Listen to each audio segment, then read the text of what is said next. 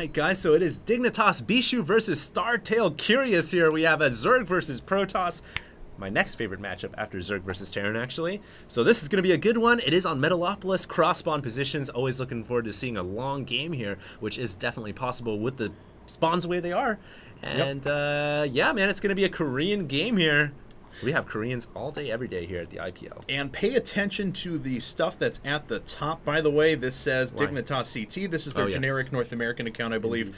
So that is indeed Bischu. And this is Startail Curious. That is Dolphin, the account he's playing under. So there you Dolphin, go. Huh? Dolphin. I love it when the players are using proxy accounts or Smurf accounts or regional accounts because it makes me uber confused. And then I start calling them Dolphin and CT and stuff. But yeah, thank God for that overlay at the top, man. Which I've got to say, thanks very much to one, our graphic designers, and two, to Ascend. This is a variation of Ascend's Starboard program, so I definitely recommend you check that out. It is by far the best scoreboard program you can find. I agree. So there you go. 100%. You guys should definitely check it out. Support the StarCraft 2 community here in every which way possible. Anyways, we do have the probe. It's going to make its way right into the main here, and it's going to see absolutely nothing to tell so far, but we probably are going to have a okay, it's 14 gas. Yeah. I was going to say, if he keeps saving up for the 15 hatch, that's going to be pretty bad because the probe could have delayed that for a long time. It looks like 14 gas, 14 pool. There it is. Pool coming up after that, so he is going to have nice early speedlings. But what is he going to be able to do with them? Well, the thing about going with 14 gas, 14 pool, it's a really popular build from back in the day. You don't see it quite as often nowadays. If you do, it's usually against either Terran or Zerg. But against Protoss, what it kind of gives you is this early speed advantage. Keeps the Protoss inside the base, and it also allows the Zerg to do, quote-unquote, the Baneling bust against Protoss, which it's not very common, but it is effective. And Spike Bull is about 3/4 of the way done now for Curious. Back on Bischu's side of things, though, he does have his gateway almost done, his pylon coming up after that, but nothing too terribly out of the ordinary. Imagine we're going to see Cybernetics Core second gas, a lot of sentries, and then some variation of a 1 or 3 gate expand. Unless he wants to completely mix things up and just put some random tech out there. Yeah, and we do have the signature gateway Cybernetics Core at the front door. Hooray! So important, wall! Especially against 14 gas, 14 pool, man. You got to do that. But we do have Startail Curious here getting the gas pool up. He has a couple of Zerglings coming out, no doubt now going to throw down the hatchery around 20 or 21 supply. So he gets his Zerglings out, deflects the probe immediately, gets the hatchery down, and we're looking forward to a pretty good macro game here. I don't think we're going to see any shenanigans unless Curious decides, hey, I'm going to Baneling bust. Yeah, and which is possible. I don't think it's as likely on this map. The walk distance pretty long, and Bischu would have the ability to reinforce pretty quickly. So don't think we're going to see a huge bust. And there is indeed a sentry coming up behind this. So we are going to have some variation of an expand coming our way pretty soon as he's delegating his gas into those high gas sentries. Yeah, I wonder if he's going to go with the 3-gate expand here, saving up quite a bit of minerals. It could possibly be the 1-gate expand. Oh, wow, we have the Zerglings coming in here. Great call right there from Curious. He's going to get a couple Zerglings inside, gets a full scout off on the base, and actually what this does is it delays Bischu from throwing down what buildings he was planning to throw down in the first place. He has to kill off these lings first before he throws down either the 3-gate expand or the 1-gate expand. So it's actually delaying Bischu's build by a considerable amount. And it looks like Bischu's going to go straight into the 1-gate expand after this. Curious has to assume that this is going to be the case, given the fact that he continues to run around and he's not finding any further gateways. Or it's proxy to Stargate. So it's either that or that. So this is 1-gate expand. So Curious has a couple of options in front of him now. It's pretty easy for him to go into that Ling Roach, very, very powerful timing attack or something like that before any further gateway support is able to come up. Or he can try to out-macro his opponent and go straight for another base. But he's actually producing another 10 lings right away. Yeah, this is something, the decision that comes to a Zerg player anytime that they see a Protoss player go for the 1-gate expand is either I have to expand right away to stay one base against Protoss, or I have to go for uber aggression.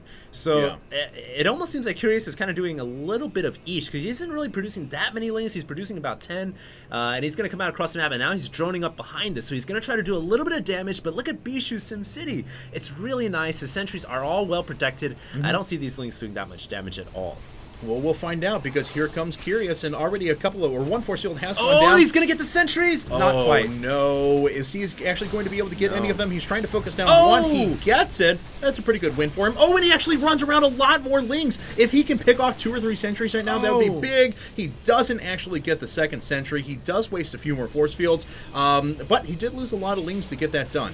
Yeah, those sentries at this point in the game, at this early point in the game, are actually really crucial. Yeah. You might not think it's worth killing the sentry early on, but in fact, a sentry, I would argue at this point, is as valuable as a Colossus in the mid game. You have to whittle down as many of them as possible, because if you don't, they come out with 4 force fields apiece once they're maxed out on energy. It just becomes a nightmare for the Zerg player to deal with. So with Curious killing off a single sentry, that was, I would argue, almost worth it for those 10 Zerglings to come in there. Not to mention, Bischu now has to play a much more tight and conservative game for fear of more Zerglings running in.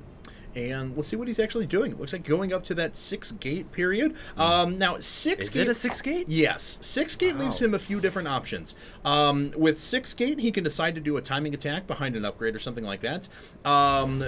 Or he has the opportunity to move into 6 gate Robo, which is a pretty safe build, or he can go straight up to 7 or 8 gate and just do some sort of a gateway all in. So this is not quite showing off exactly what he wants to do yet, but he has cut workers, so it looks like he's just planning to make a extremely strong 6 gate timing attack. Yeah, typically when I see 6 gate, I mean, obviously we've seen different games, but typically whenever I see the 6 gate from a Protoss player, it's pretty all in. They usually go for a lot of aggression, if not try to end the game right then and there. So I think he's just going to go straight up for the all-out 6 gate here. He's warped out a lot of units. He's only lost a single sentry, so he still has a ton of force fields ready to go. And here comes Bischu. Does he have any proxy pylons placed up? No, he doesn't. He needs to send out a probe right away. Yeah, there's a probe, so he's going to get some pylons up. And Curious has a 3rd hatchery up right now, so Curious is in a situation here. He has to be able to hold off this 6 gate. We'll actually take a look. He's producing a mass number of lings and roaches behind this as well, so he's going to try and do absolutely as much damage as he can.